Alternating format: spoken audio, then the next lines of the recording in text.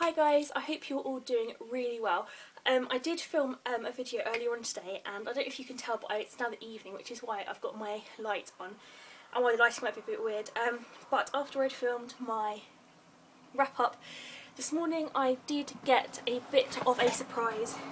In the post I got lots and lots of lovely books, and I wanted to show you guys what I got. So this is kind of like a weekly wrap up, but I'm going to kind of do this as a first haul of May. I might do another haul throughout May, but I'm going to call this my May haul number one, to show you guys what I've got in my post today. So I'm just going to go through it all in the order that it's in the box. So I'm a little bit out of breath, sorry about that. The first book I got is called The HalfLife of Hannah by Nick Alexander, and this was sent to me from Black and White Publishers. Now, I've never actually read anything by Nick Alexander before. I know he wrote The Case of the Missing Boyfriend and the what was the other one called? I'm sure it'll be in here somewhere. Oh, come on, find it. It's not going to tell me, is it? No. But I know he has definitely I know he's definitely written some other books. Oh, here we go. The Case of the Missing Boyfriend, The French House, and yes, The HalfLife of Hannah is his one of his most recent novels. Now, I don't know too much about this book, apart from what the blurb says. 38-year-old Hannah seems to have it all: a loving husband, a cherished son, and a comfortable home. The first half of her life hasn't been as exciting as she hoped for in her youth, but she reckons who gets everything they want. When she rents a villa in the south of France for a summer holiday with her impulsive sister Jill and gay friend Tristan, she's expecting little more than a relaxing few weeks with her family. But when a ghost from her past arrives, the secrets are exposed, a lost love is rekindled, and Hannah is forced to question everything she thought she knew. Hannah has been living a lie, but is she brave enough to take the life-changing decision her future happiness depends on? Seems I cannot talk in the evenings. So yeah, I'm really looking forward to giving this one a go. Like I said, I haven't read anything by him before, so I'm not entirely sure what it's going to be like, but I really hope that I enjoy it. The next book that I got today was this one, which I won in a Twitter competition, and it is called A Room Full of Chocolate by Jane Elson. Now, I believe this is a children's book, Hodder Children's. A little note saying congratulations, thank you to Hachette Children's Books for sending this to me. I think this is about a girl whose mother is ill with cancer, and she has to go and live with her grandma and grandpa. But then I think she kind of makes new friends and makes friends with a pig or something, so it will be an interesting read, and especially because I haven't read this kind of level of children's fiction recently. I've read a lot of kind of teenage fiction and YA fiction, but nothing in the kind of children's fiction camp, so I'm really looking forward to giving this one a go. So thank you so much to Hachette or Hodder, whoever it was that sent it to me. Thank you so much, that's so kind of you. Then the final book that I got on its own today was sent to me from the wonderful people at HarperCollins, and this was an absolutely gorgeous surprise because it came with a bar of chocolate, which, I mean, if you want to win me over, buy me chocolate. I mean, that was just an amazing surprise, and I'm so thankful. I would never have ever expected that in the post, so thank you so much to the people at Avon, although I think it came, did it came from? Yeah, from the people at Avon. It's so kind of you. So thank you, Eleanor, whoever you are from Avon. It was so lovely. And I don't know whether you saw it on a blog a couple of weeks ago or last week. Yeah, last week. I did a cover reveal for this book called Atlas of Us. And they were so kind enough to send me this saying, "Dear Laura, thank you so much for your support last week for the cover reveal of the Atlas of Us. We wanted you to be one of the very first people to receive a proof copy. I do hope you enjoy it. All best wishes, Eleanor." So I am so excited about this book. I think the cover is just divine. I think it's so beautiful. And I think this is about a woman who follows her mother's journey across the globe, I think. And she begins to like trace her way around the globe, so I'm really looking forward to giving this a read. And I do love Avon books. They always publish the most incredible fiction, and even though I'm not a massive fan of like travel fiction or historical fiction or all those kinds of things, whenever I read a book that's published by them, I know I'm going to enjoy it. So thank you so much, Avon. I cannot wait to give this book a read. Then the rest of the books I got came from the wonderful people at Pan Macmillan, and as you may have seen in the video I uploaded yesterday, I did show you some of the books that I got from Pan, and that was The Rain by Virginia Bergin, Unforgotten by Jessica Brody, and Smart by Kim Slater.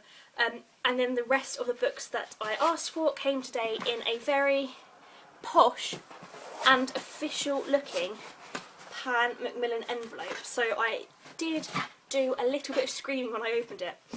So the first book that I picked out of it was Unremembered by Jessica Brodie, and if you watched my video yesterday you would have seen me talk about how I had the first book called Unforgotten, which is here, if I can take it out the shelf.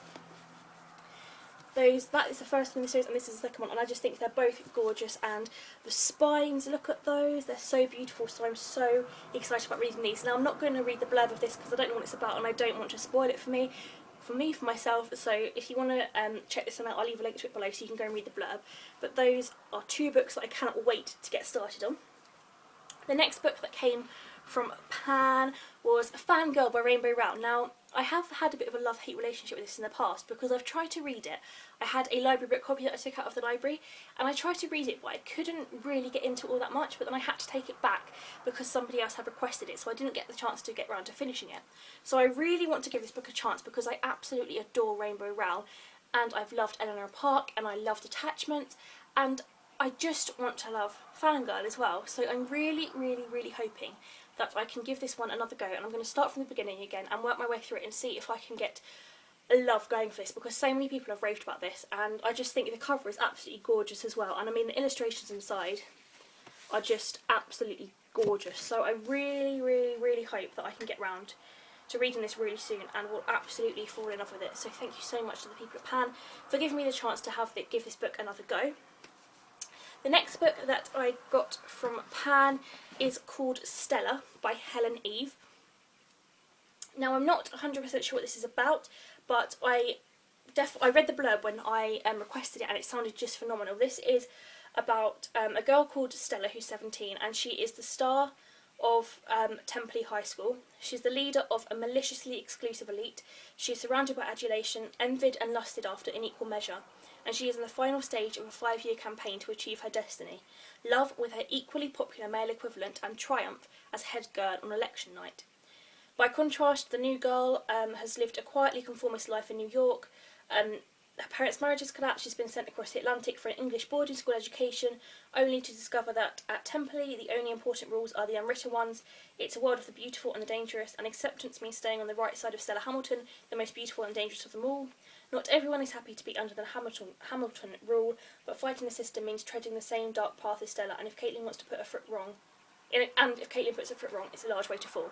So that is basically that one, but I just love the sound of it. I love that kind of juxtaposition between somebody who's really popular and, you know, thrives off being popular and liked, and somebody who's the complete opposite and the antithesis of that, and, you know, just wants to be happy in life. So I'm really looking forward to giving this a read, and I think the cover is really beautiful as well, and also so is the spine. Sorry if I'm talking really quickly, but yeah, looking forward to reading that one.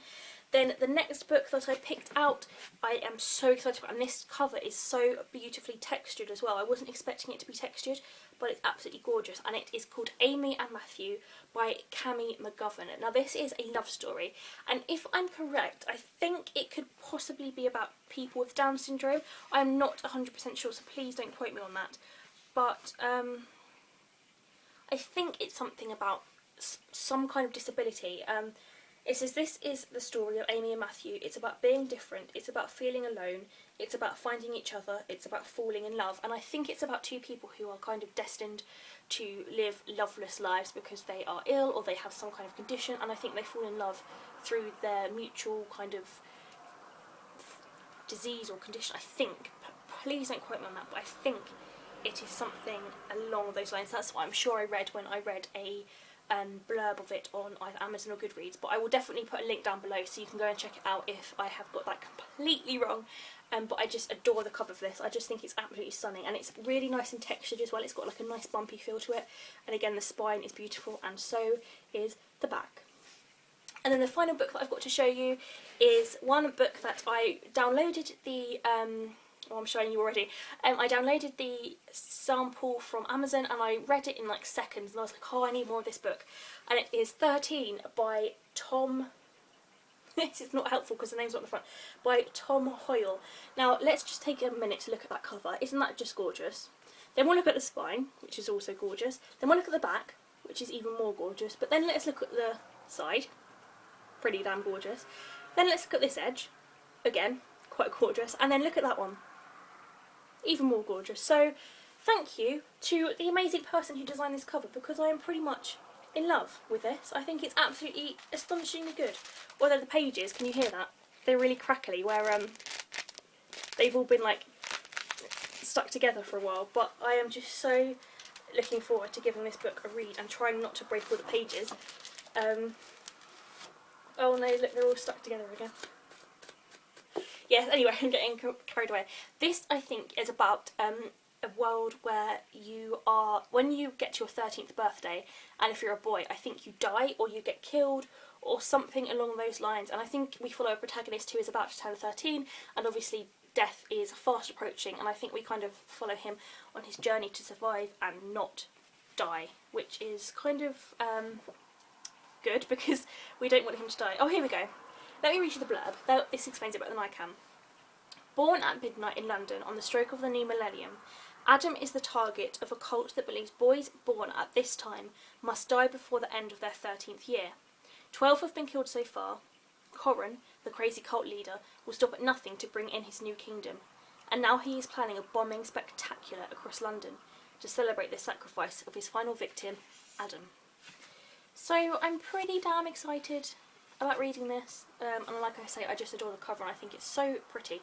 So thank you so much to Pam McMillan for being so generous and allowing me to review all of these books. I am so flipping excited to give these a go, so thank you so much. And I will definitely be reviewing some of these. I will be reviewing all of these on my blog, but if there's any of these that you want a video review for, then do let me know and I'd be more than happy to do that as well. So that is everything that I've got to show you guys. Thank you so much for watching this video. I hope you all have a fantastic long weekend and you do lots of reading, and I will see you again very soon. Bye!